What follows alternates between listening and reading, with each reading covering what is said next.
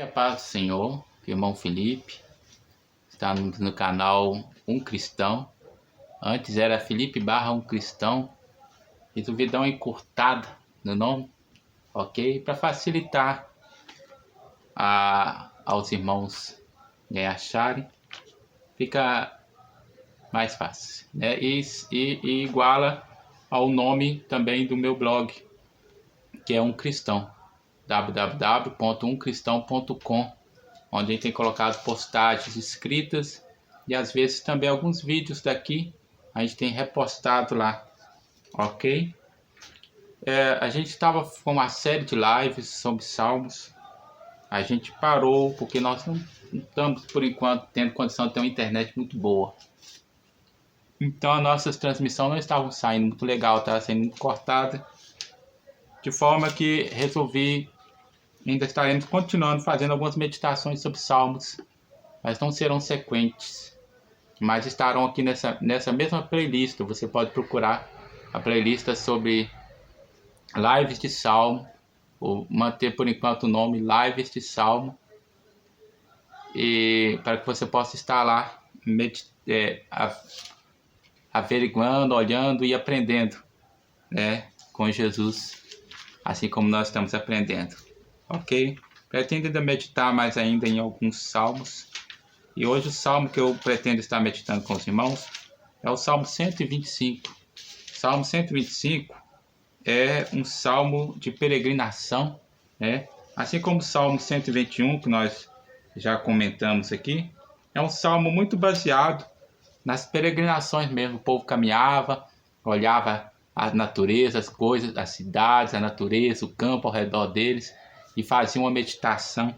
Então esse salmista, ele olhou também, né, aqui, e viu, né, os montes e as colinas ao redor de Jerusalém, e começou a fazer uma meditação e um cântico, ok? Os que confiam no Senhor serão como o monte de Sião, que não se abala, mas permanece para sempre. Aqui o salmista tira duas ilustrações dos montes. Duas meditações, uma no versículo 1 e no versículo 2, que o salmista vai tirar sobre os montes e sobre Jerusalém, né? O monte onde está edificado Jerusalém, né, ali na região sudoeste, representando Jerusalém, é um emblema de permanência apoiado pela promessa da aliança de Deus, né? Os que confiam no Senhor são como o monte de Sião, que não se abala, mas permanece para sempre.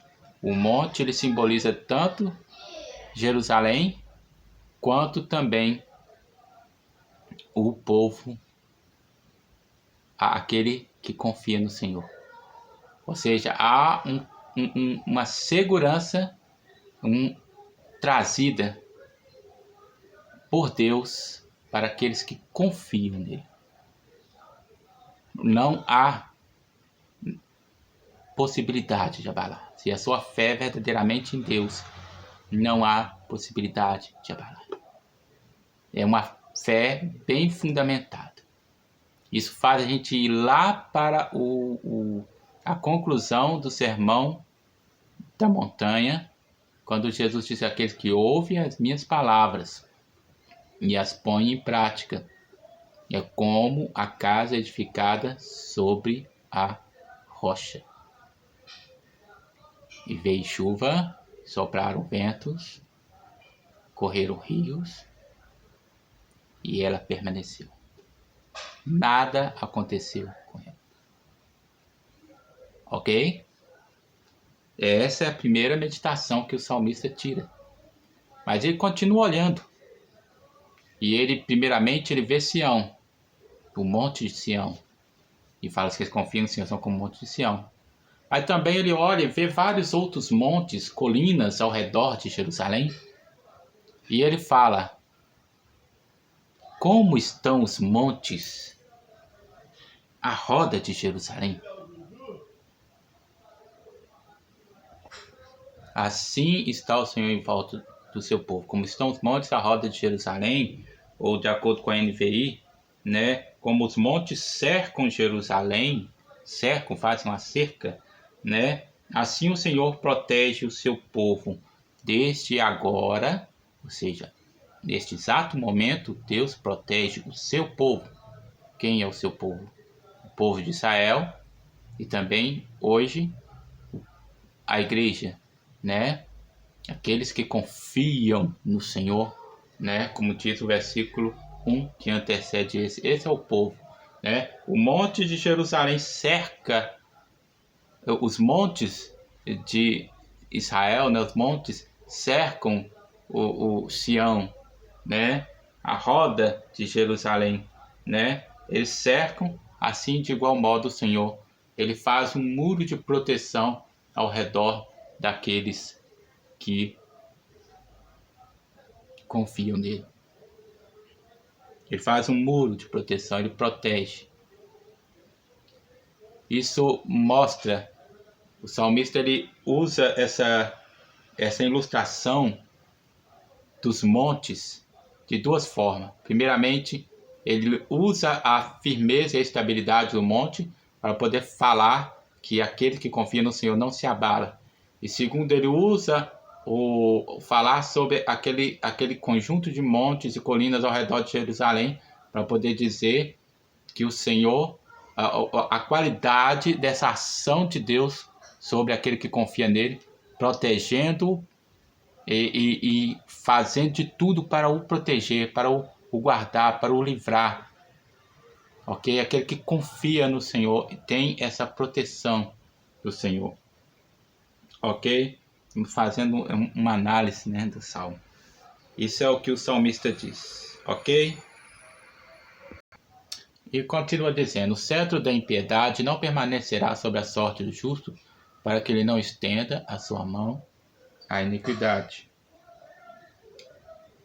E o versículo 3 da NVI diz: o cetro dos ímpios não prevalecerá sobre a terra dada aos justos. Se assim fosse, até os justos praticariam a injustiça. Ou seja, mostrando que, mais uma vez, ele amplia essa declaração dada por ele no versículo 1. Mais uma vez ele amplia, ou seja, ele faz uma declaração no versículo 1, que os que confiam no Senhor não se abalam. E aí ele começa a dar detalhes sobre a ação de Deus, sobre a vida daqueles que confiam nele, para poder preservá-lo de forma a garantir que ele não venha se abalar. Aqui, no versículo 3, segundo o comentário aqui de John MacArthur,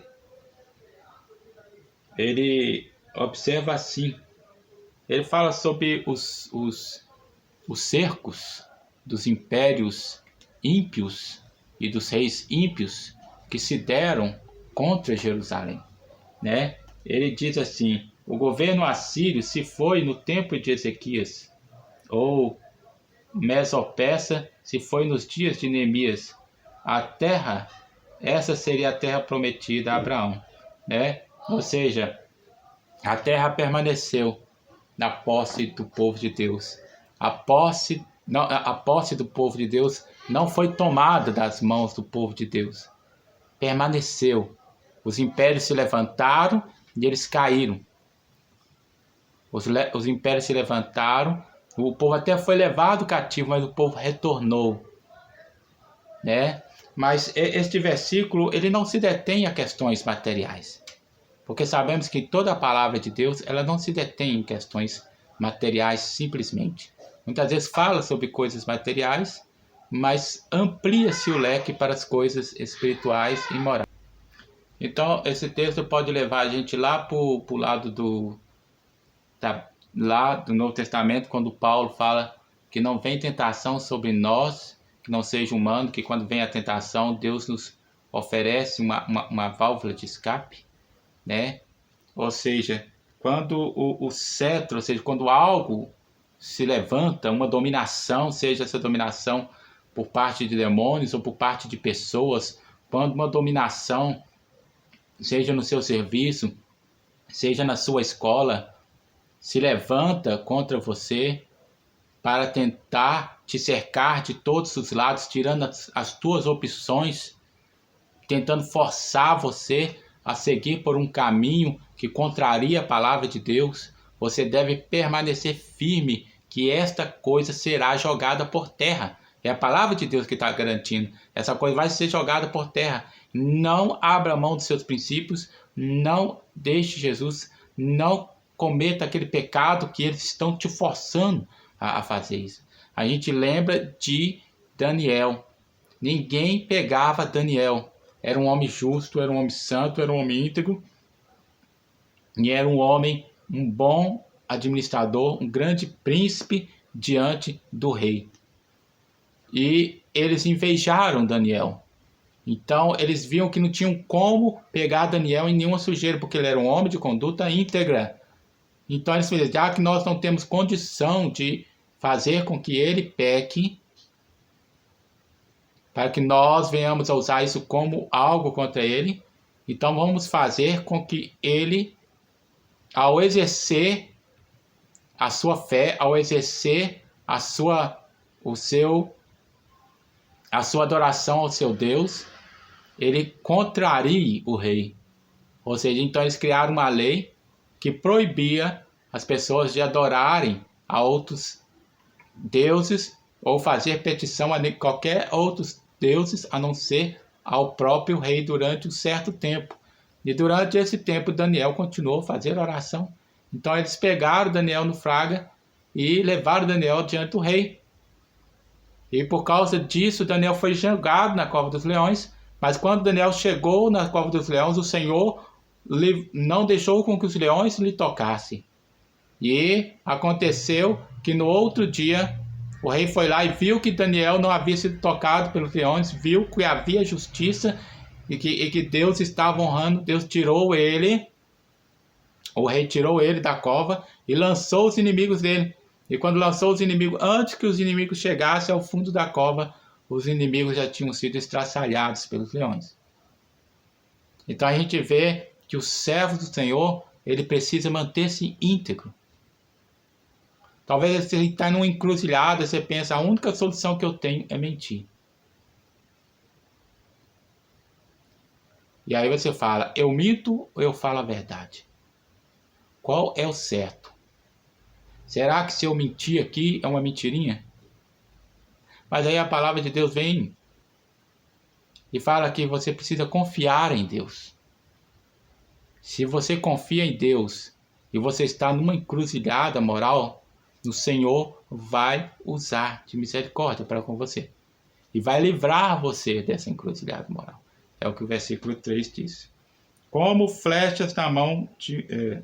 passei para o Salmo 127. Versículo 4. Faz bem, ó Senhor, aos bons e aos que são retos de coração. O Senhor trata com bondade os que fazem o bem, os que têm coração íntegro, né? O Senhor trata com bondade, o Senhor ele é misericordioso, ele trata com bondade as pessoas que agem de forma íntegra, de forma justa, né? Glória a Deus, né? O resultado dos justos é contrastado com o dos malfeitores.